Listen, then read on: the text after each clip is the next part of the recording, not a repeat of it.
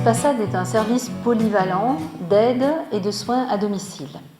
Donc nous avions dans l'association un projet où déjà nous pensions qu'il était nécessaire de rapprocher l'action sanitaire de l'action sociale. Dans la mesure où on s'adresse à des services rendus à des personnes et des personnes fragilisées,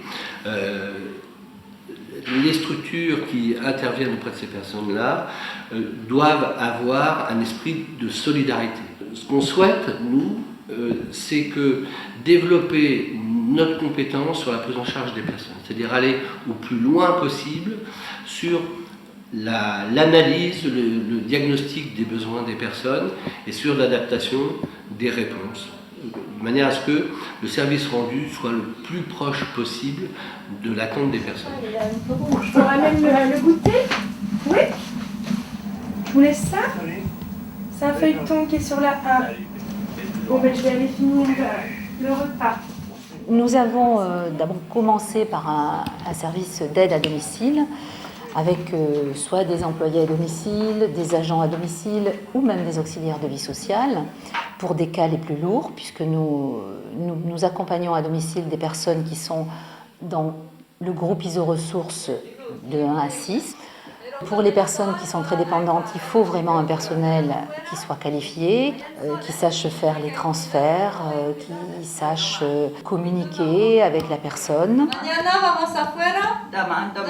Bon. Très bien.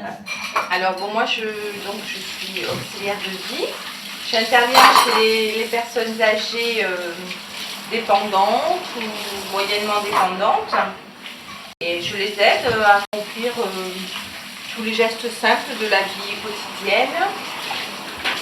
Donc, voilà, que ce soit les tâches ménagères, je suis avec elles si elles n'y arrivent pas toutes seules. Oui, bon, des fois je suis obligée de le faire à leur place parce qu'elles ne peuvent plus. Donc je les aide aussi pour les courses, je les accompagne aux courses, la préparation des repas, l'accompagnement pour effectuer les tâches administratives aussi, pour remplir des documents administratifs ou rédiger un courrier ou prendre des rendez-vous avec les professionnels de la santé. Un petit peu plus tard, c'est ça? Pour connaître vraiment les besoins de la personne, il faut être à l'écoute et à l'écoute jusqu'au bout. Parce que pour des personnes qui ont quelques pertes de repères, mais bon, qui savent encore s'organiser dans leur quotidien, mais avec certaines difficultés dans certains actes, donc elles savent très bien ce dont elles ont besoin. Bon, simplement, peut-être suite à une hospitalisation ou un autre souci particulier, donc ces personnes sont un peu perturbées, elles ont besoin donc d'être guidées et conseillées.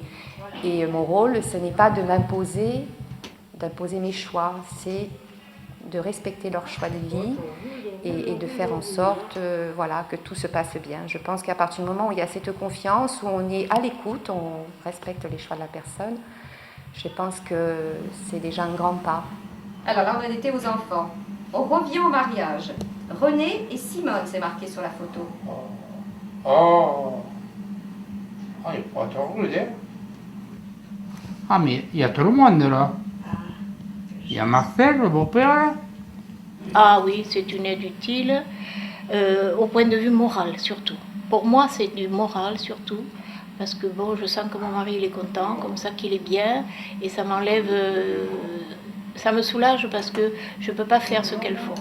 Le domicile est un lieu intime, privé, chargé d'histoire. C'est pas simple d'ouvrir la porte et d'accepter nos missions. Par contre, si l'on prend le temps d'expliquer l'objet de nos missions, nous ressentons assez vite un soulagement des aidants, mais également le sourire revient chez les personnes aidées. D'accord, voilà. Donc ça. Quand la perte d'autonomie s'installe, on est obligé de considérer l'aspect soins. Et donc le SIAD, le service de soins infirmiers, est là pour permettre à des personnes d'avoir, là encore, des soins appropriés et personnalisés. Alors Nous avons décidé de faire fusionner ces deux entités et de créer un SPASAD, donc un service polyvalent d'aide et de soins à domicile.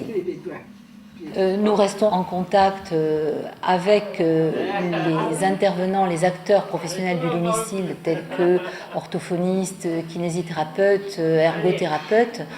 C'est essentiel de coordonner nos actions dans l'intérêt bien sûr de la personne âgée. Une fois par semaine, on se réunit avec la responsable de secteur, l'assistante de direction, moi-même, parfois la directrice et les équipes aides-soignantes. Lors de ces réunions, on parle des problèmes de santé que l'on peut rencontrer pour certaines personnes, si on les trouve affaiblies, si on les trouve en difficulté physique, psychique, avec l'entourage. Et en parallèle, je fais le lien avec les médecins traitants, la famille, pour discuter de la meilleure stratégie à adopter et à ce moment-là, de voir ce qu'on peut mettre en œuvre pour les aider au mieux. Ensuite, je vous donne le tableau et il faudra les retrouver dessus. On a aussi imaginé en même temps des actions préventives. Donc on a décidé d'ouvrir des ateliers de stimulation de la mémoire.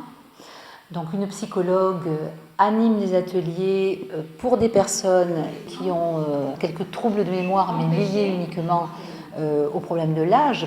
Ça s'adresse à un public retraité, donc la moyenne, les âges varient de 70 à 89 ans, je crois. Le but des ateliers, c'est de stimuler l'ensemble des capacités cognitives, donc pas forcément que la mémoire à proprement parler. Ça va être aussi l'une des visées, c'était de rompre l'isolement ou la tendance à l'isolement des personnes, parce qu'on sait que c'est un public fragile et qui est sujet à l'isolement du fait de toutes les difficultés de mobilisation et d'élan vital. Et puis de passer un bon moment et que ce soit agréable pour tout le monde, basé sur la notion de plaisir et de loisir. Le fait d'être vraiment un unique service, ça nous permet d'avoir repensé des outils entre nous, entre l'équipe de communication,